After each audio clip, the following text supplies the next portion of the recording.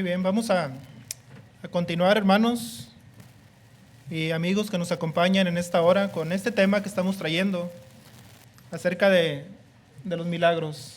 Es la tercera parte y la última de esta pequeña serie de 3 sermones, 3 pláticas acerca de este tema tan importante.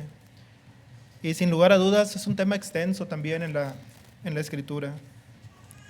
Mi propósito al predicar este tema es sacar lo más importante, pero hay mucho que ver, hay mucho que analizar, aparte de lo que hemos considerado y de lo que vamos a considerar en esta tarde.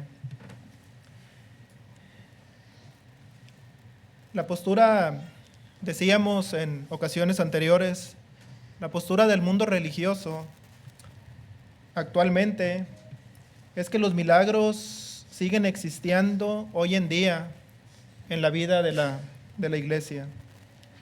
Y la realidad, hermanos, es que hay mucha evidencia bíblica de que los milagros, conforme los encontramos en las Escrituras, terminaron. Esos milagros que podemos ver registrados a lo largo y ancho del Nuevo y Antiguo Testamento han cesado. Hemos considerado en este estudio evidencias y acerca de este punto y queremos, hermanos, nuevamente dejar claro un par de detalles. Tenemos confianza, tenemos seguridad en que los milagros de la Biblia existieron. No dudamos ni por un momento de que lo que dice la Escritura es palabra de Dios y es verdad. Estos milagros existieron, fueron realizados. Y también no quiero dejar de largo también la realidad de que Dios tiene el mismo poder. Dice el libro de los Hebreos, capítulo 13, versículo 8, que Jesucristo es el mismo ayer y hoy y por los siglos. Y sin lugar a dudas, Cristo Jesús, Dios el Padre, es el mismo por toda la eternidad. Lo fue en el pasado, lo es en el presente y lo será en el futuro. Entonces tenemos confianza de que Dios tiene el poder de realizar milagros como esos y aún mayores. Pero lo que vimos a lo largo de estas veces anterior y la primera es, los milagros tuvieron su propósito. Tuvieron un propósito específico, bien definido, y eso ha terminado. Ahora, en esta hora, vamos a considerar que la Biblia profetizó el fin de los dones milagrosos. Podemos encontrar en las Escrituras, no es algo que se nos ocurra, no es algo que de la noche a la mañana algún hermano dijo, vamos a predicar acerca de esto, vamos a enseñar como doctrina que los milagros cesaron. No, esto tiene registro en las Escrituras, tiene fundamento, tiene sustento en la palabra de Dios. El apóstol Pablo profetizó este hecho. Ahí en 1 Corintios 13, versículo 8, dice así la Escritura: el amor nunca deja de ser, pero las profecías se acabarán y cesarán las lenguas, y la ciencia acabará. El pasaje, hermanos, es claro, es específico. Está hablando acerca del amor, de ese don del amor que es permanente, que no termina, y lo contrasta con estos dones espirituales, y dice ahí, las profecías se acabarán y cesarán las lenguas, y la ciencia, es decir, el conocimiento, acabará.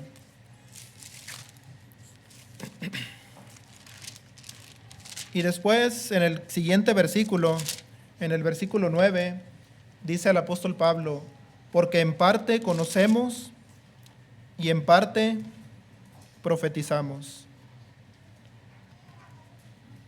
Cuando la palabra de Dios utiliza esta palabra, porque, es que va en ese momento a introducir una explicación de lo que acaba de decir, el porqué del asunto.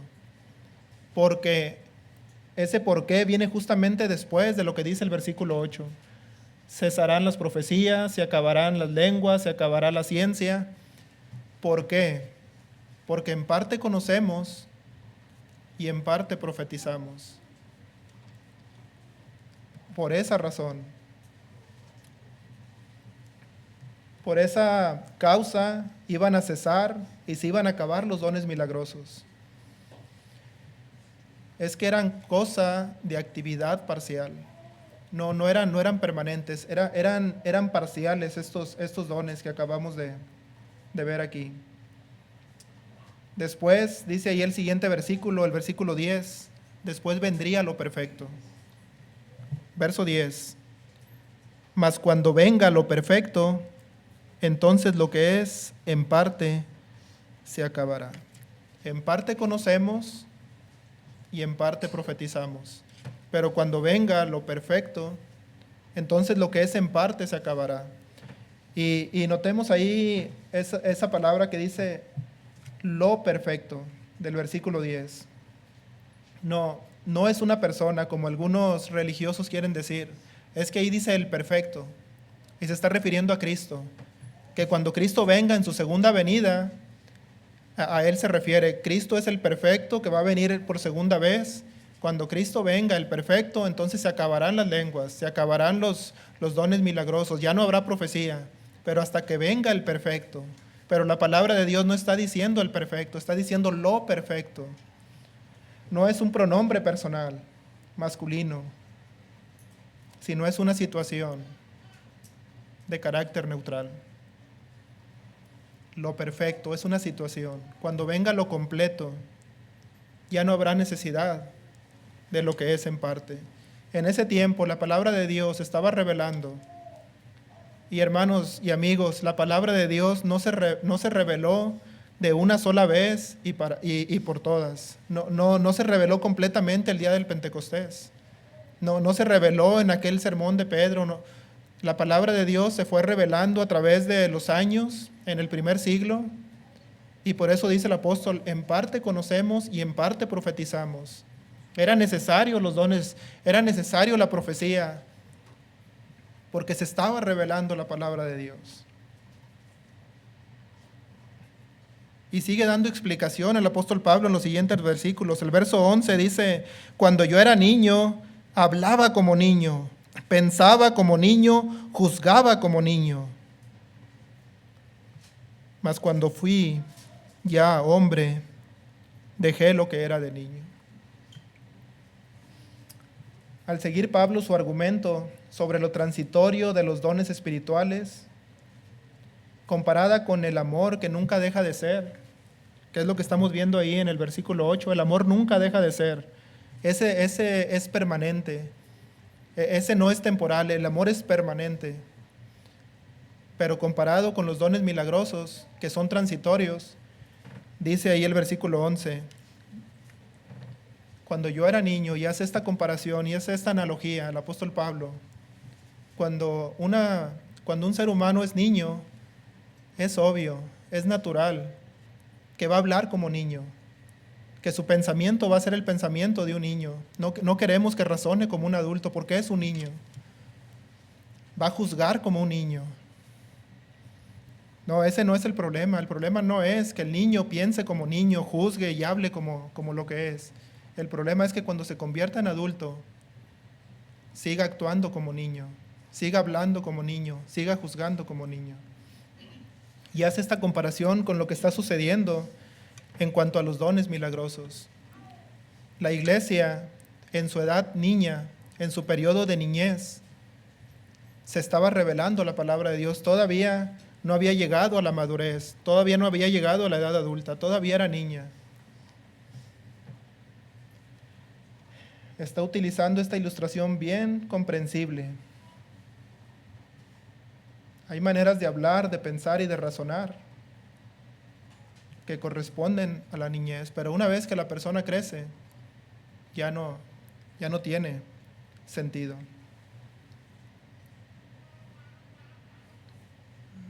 Versículo 12 dice, ahora vemos por espejo oscuramente, mas entonces veremos cara a cara. Ahora conozco en parte, pero entonces conoceré como fui conocido. Y aquí Pablo está presentando este lenguaje figurado y está diciendo, ahora vemos por un espejo. Nuevamente va a ser la misma enseñanza, pero ahora con otro ejemplo. Ahora vemos por un espejo. Y especialmente, hermanos y amigos, los espejos de aquel entonces, espejos que no tenían la calidad, no eran como los modernos, esos espejos que se miraban veladamente, se miraban de una manera no muy clara. Y dice, ahora vemos de esta manera, no claramente, veladamente. Y utiliza estas palabras, ahora y entonces. Ahora y entonces. La utiliza en 2 ocasiones en este versículo.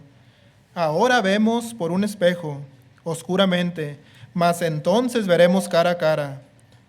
Ahora conozco en parte, pero entonces conoceré como fui conocido. Entonces conoceré como fui conocido. ¿Cómo somos conocidos por Dios? Completamente, perfectamente. Dios es omnisciente y nos conoce a la perfección. Entonces conoceré como fui conocido.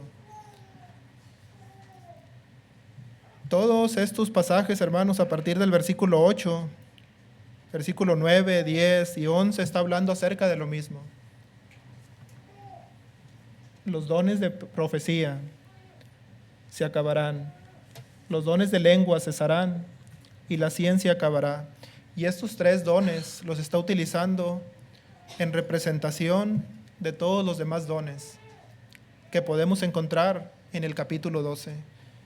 Porque el capítulo 13 es la continuación, es el contexto del capítulo 12. Esta charla, esta enseñanza viene desde el capítulo 12. Estos 3 dones representaban a todos los demás, los cuales iban a cesar. Primero a los Corintios 12, Pablo habló de los dones milagrosos, incluyendo los dones de lenguas, de profecía y los dones de sanidad. Si vamos ahí atrás al capítulo 12, versículo 8,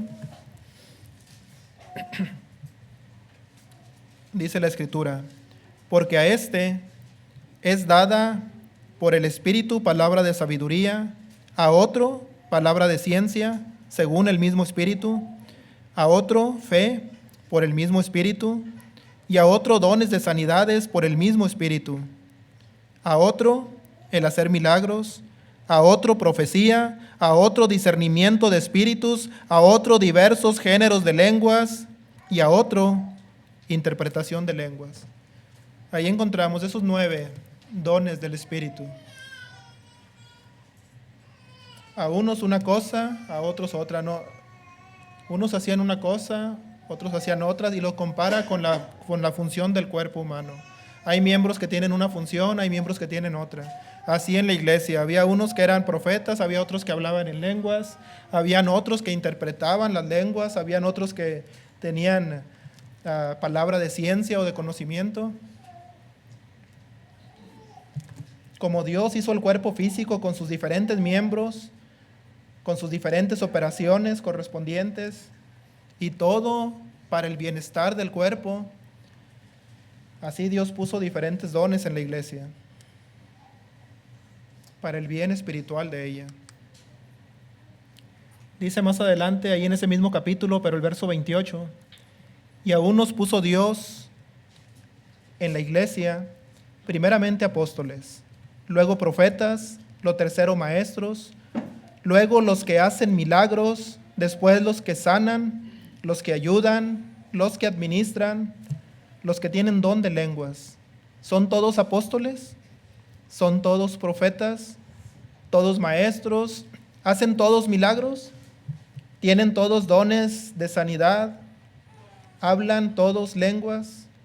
¿Interpretan todos? Esta enseñanza, hermanos, era algo que el apóstol Pablo estaba trayendo debido a que los dones milagrosos se habían convertido en un problema en la iglesia en Corinto. Había hermanos que decían, yo quiero hablar en lenguas, a mí me gusta hablar en lenguas porque es atractivo, porque es llamativo. Y decía el apóstol Pablo, si todo el cuerpo fuera oído, ¿dónde estaría el olfato?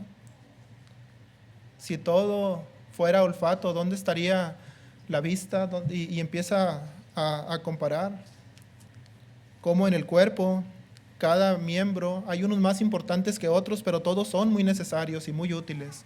Lo mismo pasaba en el primer siglo en cuanto a los dones. Y sobre esto continúa hablando, y en el último versículo del capítulo 12 dice, procurad pues los dones mejores, dice el apóstol Pablo, mas yo os muestro un camino aún más excelente. Y es cuando introduce lo que es conocido el capítulo del amor, el capítulo 13. Mas yo os muestro un camino más excelente que los dones espirituales, más que la profecía, más que el don de lenguas, más que todo esto. Les voy a mostrar un camino más excelente, y empieza, si yo hablase lenguas humanas y angélicas y no tengo amor, vengo a ser como metal que resuena o címbalo que retiñe. Si tuviere profecía, y empieza a comparar los dones con el amor, y dice, no vale de nada el don comparado con el amor. Porque el amor es permanente, mientras que los dones espirituales iban a ser transitorios. En 1 Corintios 13:8, el apóstol Pablo dice que el don del amor es el más grande que los demás dones milagrosos. Y la razón es esta: el amor nunca deja de ser. 1 Corintios 13:13 dice que hay 3 dones que son más permanentes que el don milagroso, y es la fe, la esperanza y el amor. Dice, ahora permanecen. Estos dones iban a ser permanentes: la fe, la esperanza y el amor. Y la enseñanza del apóstol es bien clara, es bien específica. Y ahora, hermanos, el mundo evangélico actualmente, gran parte de las iglesias evangélicas dicen que los dones milagrosos todavía continúan. Todavía dicen, ese mismo Dios sigue siendo el mismo, y siguen habiendo milagros, y sigue habiendo curaciones, y siguen sacando demonios de las personas como en el primer siglo. Pero si los dones milagrosos van a continuar hasta el fin del mundo, entonces tendríamos que inferir que Pablo se equivocó en este capítulo 13, versículo 13, que dice que estos 3 dones son permanentes, mientras que los otros son temporales o pasajeros. Al decir que la esperanza permanece y los dones milagrosos se terminan, ¿se está equivocando el apóstol Pablo? Claro que no. Porque cuando venga Cristo por segunda vez, cuando Cristo venga, como dice la palabra de Dios, en las nubes del cielo, cuando todo este universo terrenal termine, entonces la esperanza para los fieles se va a acabar. Ya no va a haber esperanza. ¿Por qué? Porque ahora se va a convertir en realidad. Porque dice la misma Escritura, lo que uno ve, ¿a qué esperarlo? ¿Cómo podemos esperar lo que uno ya está viendo? Entonces, cuando Cristo venga por segunda vez, la esperanza para los justos se va a acabar. Y para los infieles, para los que no quisieron nada con Dios, también se va a acabar la esperanza. Ya no va a haber más esperanza. Ya no va a haber más oportunidad. Ahí va a terminar la esperanza. Ahora va a convertirse en realidad. Y si ahí mismo terminaran también los dones milagrosos, como dicen muchas personas hoy en día, entonces la esperanza, la fe, el amor van a terminar al mismo tiempo que los dones. Entonces, ¿en qué manera Pablo hace este argumento de que estos 3 son permanentes? Y como dice el verso 8, y los otros iban a acabar, iban a cesar, o sea, iban a terminar. No tendría sentido el argumento de Pablo. Hay 2 grupos de personas que podían hacer milagros en el primer siglo.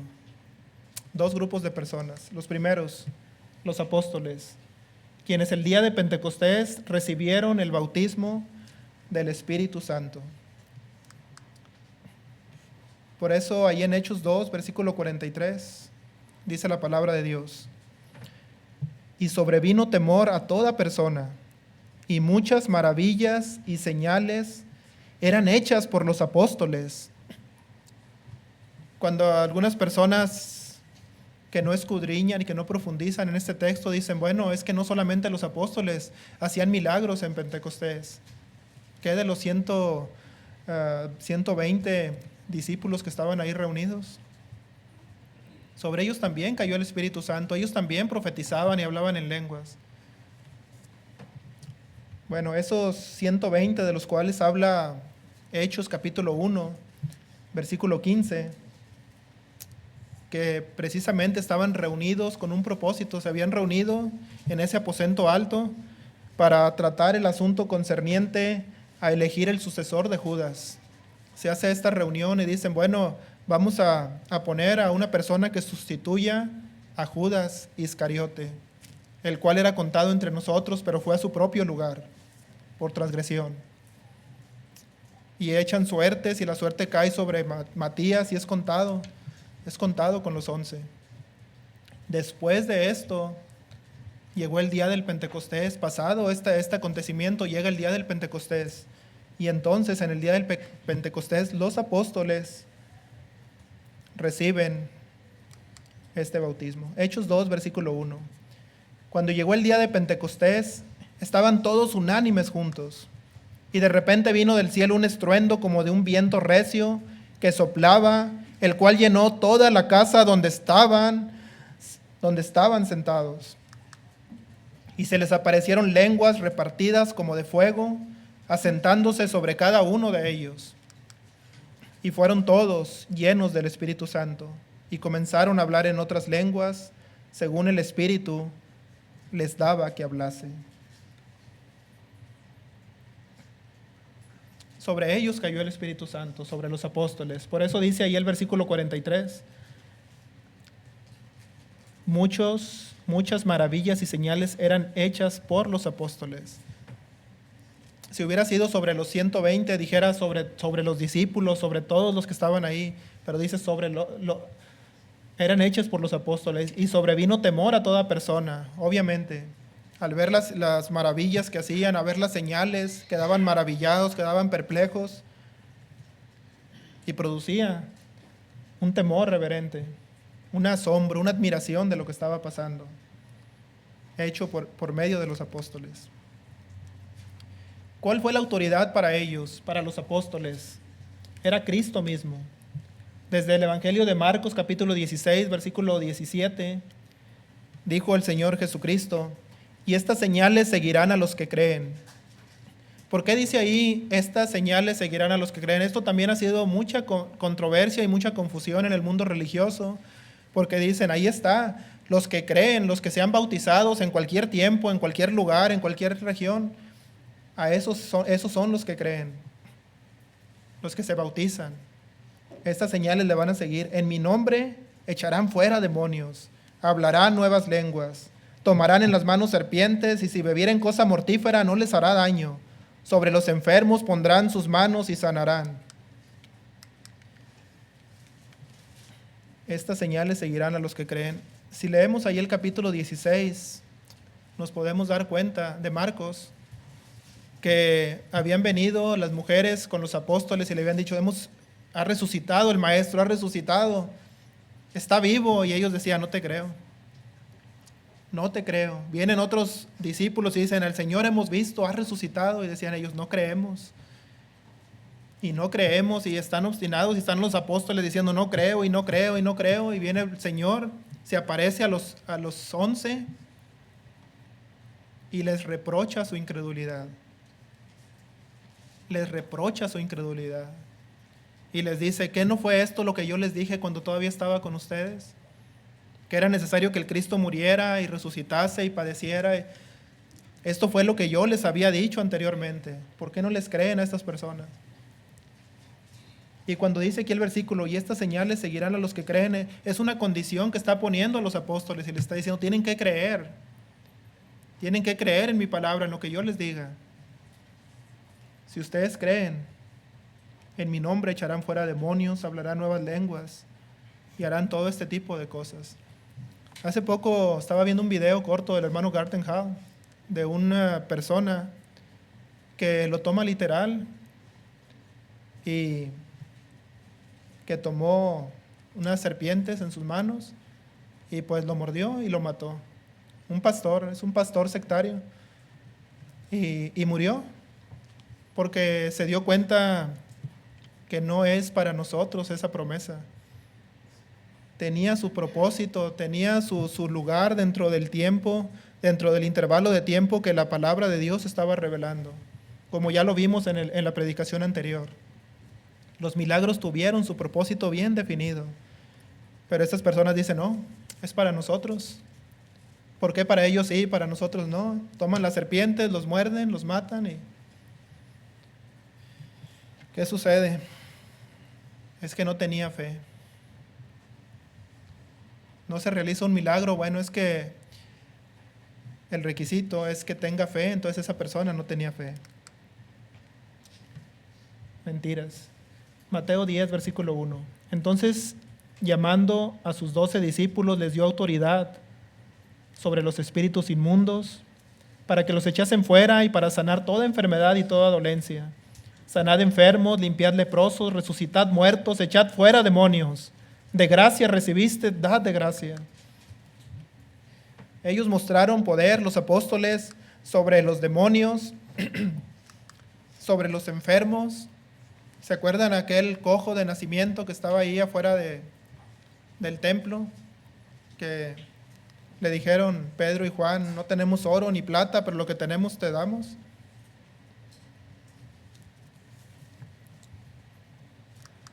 Lo sanaron en el nombre de Jesucristo. Tenían poder aún sobre la muerte.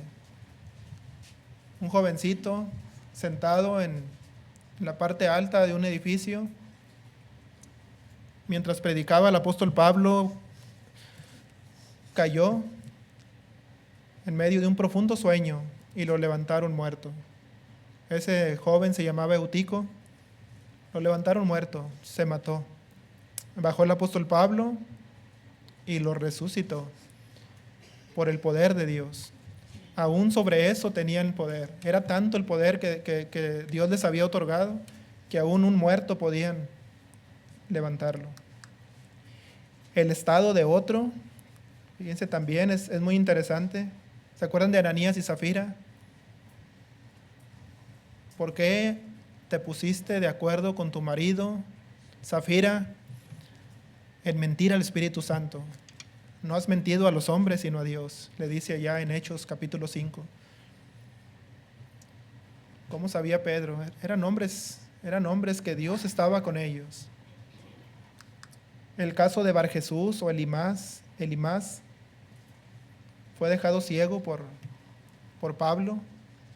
Cuando aquel procónsul Sergio Paulo estaba escuchando la palabra de Dios, atento, interesado, pero ahí estaba ese judío llamado Barjesús o Elimás, interfiriendo, poniendo trabas, poniendo tropiezo al procónsul. Se le queda viendo fijamente Pablo, le dice, no cesarás de trastornar los caminos rectos del Señor. ¿Hasta cuándo vas a dejar de ser estorbo? Por tanto, quedarás ciego por algún tiempo. Y en ese momento cayeron como escamas sobre sus ojos y no pudo ver. Esas eran cosas, hermanos, que los apóstoles hacían. Así mostraron su poder. ¿Y qué pasó con el procónsul? Se maravilló aquel hombre. Pues ¿cómo no? ¿Cómo no se va a maravillar? Y creyó el procónsul.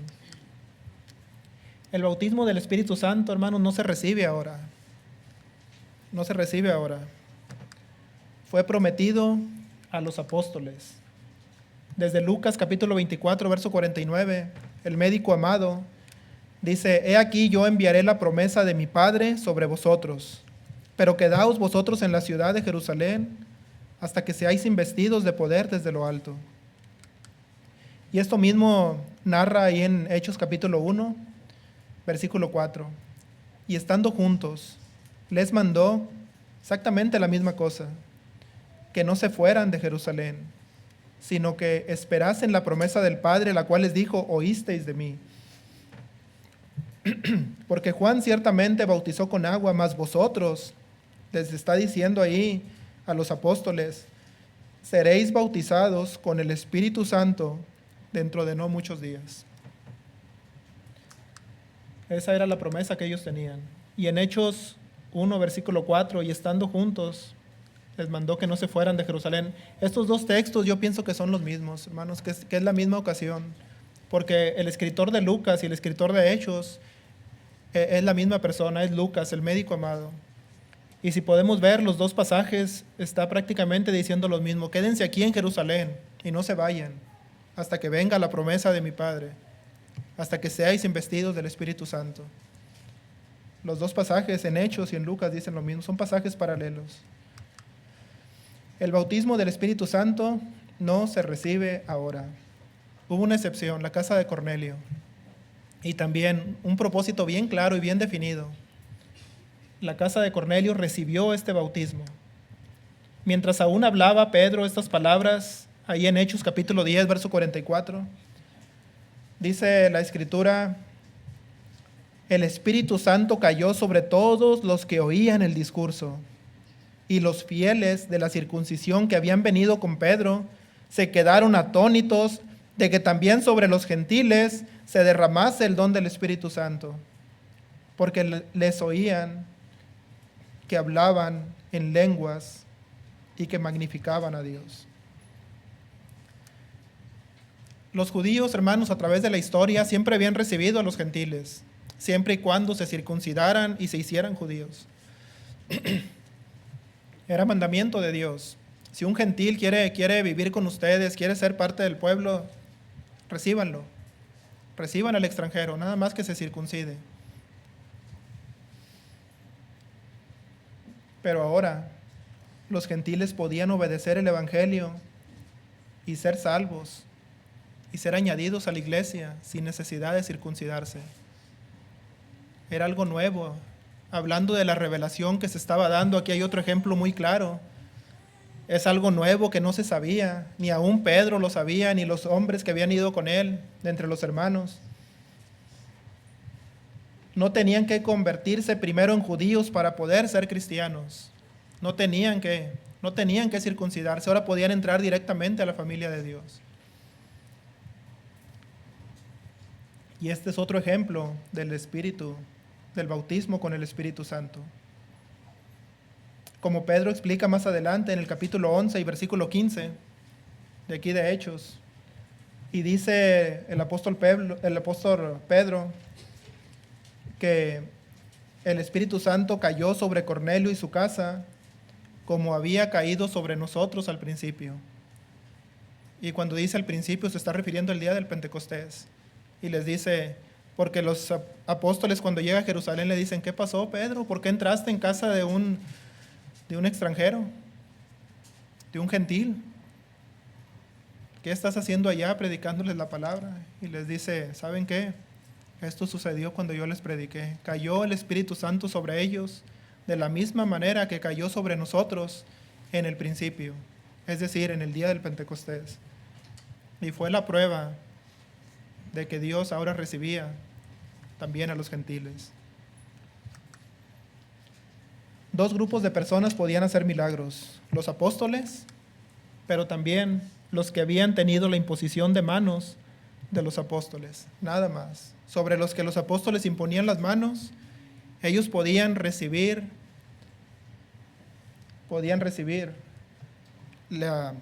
los dones milagrosos, poder hacer dones milagrosos. Hechos 8:14. ¿Se acuerdan de Felipe, uno de los diáconos que fueron elegidos ahí en Jerusalén? Bueno, Felipe fue a Samaria. Samaria, esta región que estaba entre Judea y Galilea. A la mitad, en medio de Judea y Galilea, estaban los samaritanos. Y Felipe fue y les predicó y se convirtieron muchos en ese lugar. Cuando los apóstoles que estaban en Jerusalén oyeron que Samaria había recibido la palabra de Dios, enviaron allá a Pedro y a Juan. Entonces les imponían las manos y recibían el Espíritu Santo.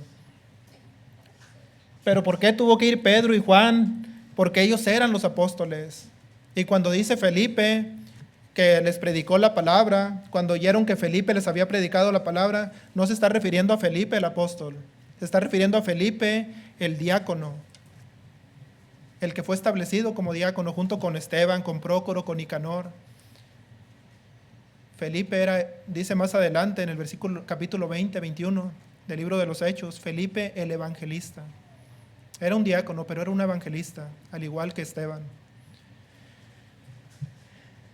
Tuvo que ir Pedro y Juan, porque ellos eran los apóstoles que podían imponer las manos y recibían el Espíritu Santo. Verso 18. Cuando vio Simón que por la imposición de las manos de los apóstoles se daba el Espíritu Santo, les ofreció dinero, diciendo: dadme también a mí este poder, para que cualquiera a quien yo impusiere mis manos o las manos, reciba el Espíritu Santo.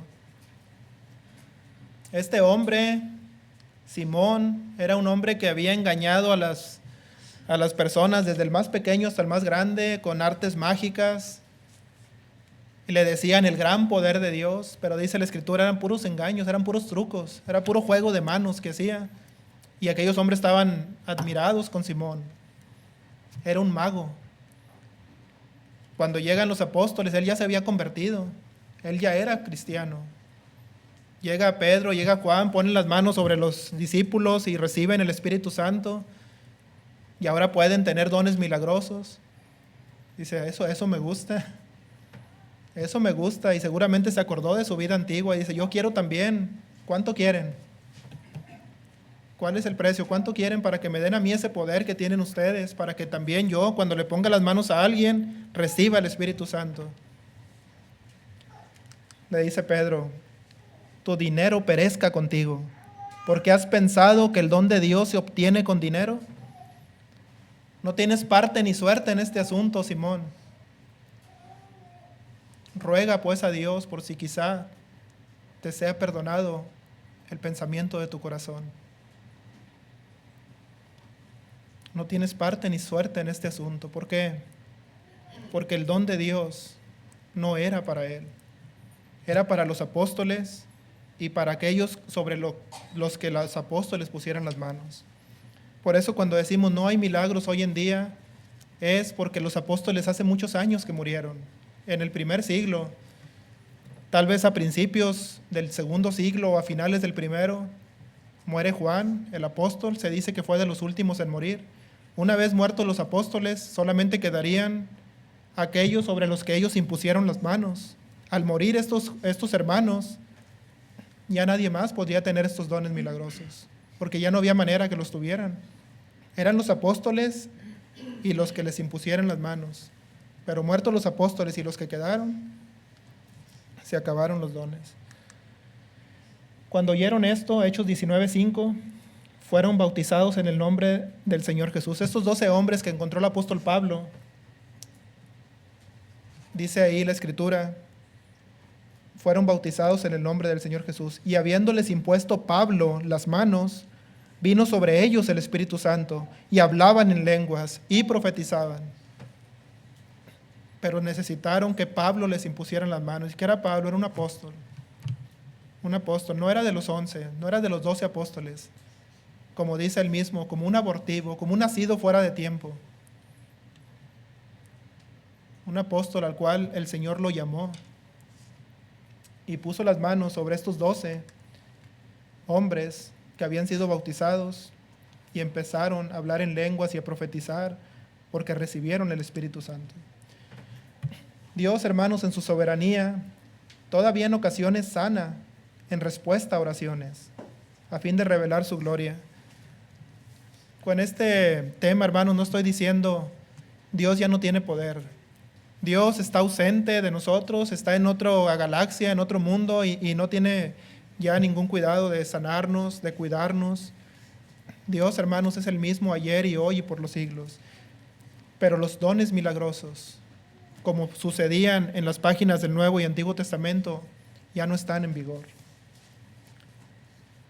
Santiago 5:16 nos dice que si está alguno enfermo, llame a los ancianos de la iglesia y oren por él. La oración eficaz del justo puede lograr mucho. Cuando nosotros oramos, hermanos, ponemos delante de Dios esa necesidad y Dios en su soberanía, Él decide si le sana o no le sana. Y Dios tiene el poder, hermanos, para sanar cosas aún bien difíciles.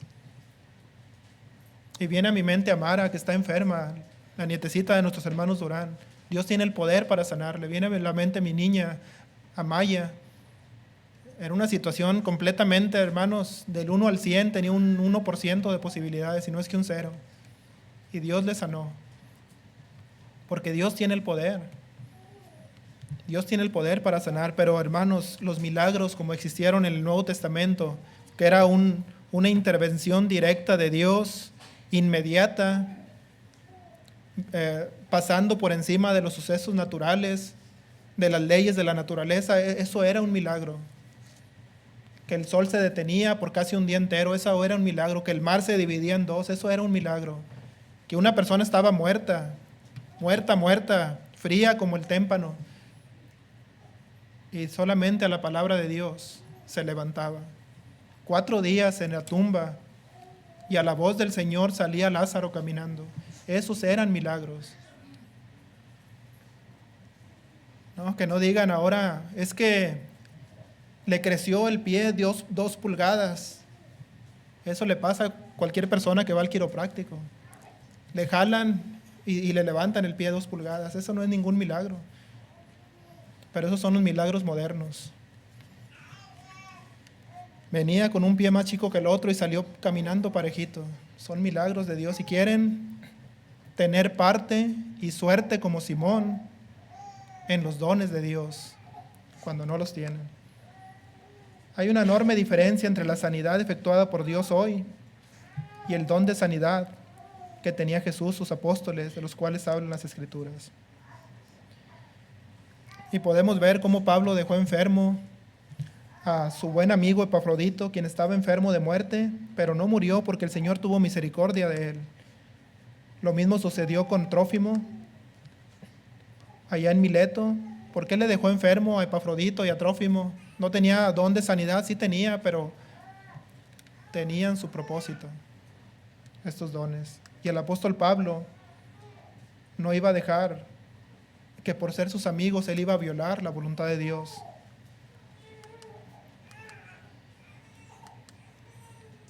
Dios continúa, hermanos, maravillando a su pueblo, concediendo algunas sanaciones por medio de la oración de fe. Lo podemos ver, lo podemos notar y lo podemos palpar muy de cerca. Ya vemos unos que lo podemos notar más de cerca que otros. Dios continúa maravillándonos. Es una maravilla cuando vemos esa respuesta de Dios a nuestras oraciones. Pero la sanación de estos tiempos para nada son iguales a los actos milagrosos que Jesús y sus apóstoles hicieron. Vamos a considerar, hermanos, esto, vamos a meditar y vamos a ayudar sobre todo. Para eso son estos temas, para ayudar con estos textos, con estos pasajes, a aquellas personas que estén en el error, con buen corazón, con buena actitud. Vamos a enseñar lo correcto, lo que la palabra de Dios nos dice en cuanto a este tema y todos los demás. No se ha hablado del plan de salvación en esta hora, pero si hay alguna persona que ya ha escuchado por algún tiempo y quiere venir a formar parte del reino de Dios, levante su mano y pase al frente y le vamos a ayudar, porque aquí tenemos agua. Solamente falta su corazón, su decisión para venir a ser parte del pueblo de Dios. Si hubiese alguna persona, le invitamos de todo corazón mientras entonamos el himno que nuestro hermano tiene preparado. Dios